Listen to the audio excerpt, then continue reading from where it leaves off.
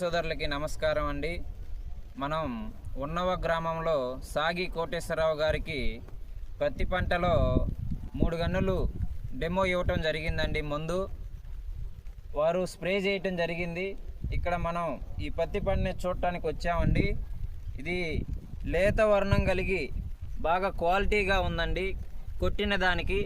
అదేవిధంగా దీని పక్కనే కొట్టనిది కూడా ఉందండి. అదైతే దోమతో ఆకు ముడసకపోయి ఉందండి. దానికి దీనికి చూసుకుంటే లేత వర్ణంగా బాగా క్వాలిటీగా ఉందండి తోట. ఈ మందు రైతు వేసుకోదగ్గదండి.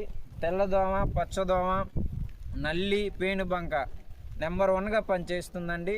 ఈ మందును ప్రతి ఒక్క రైతు వాడుకోవాల్సిందిగా కోరుకుంటున్నామండి.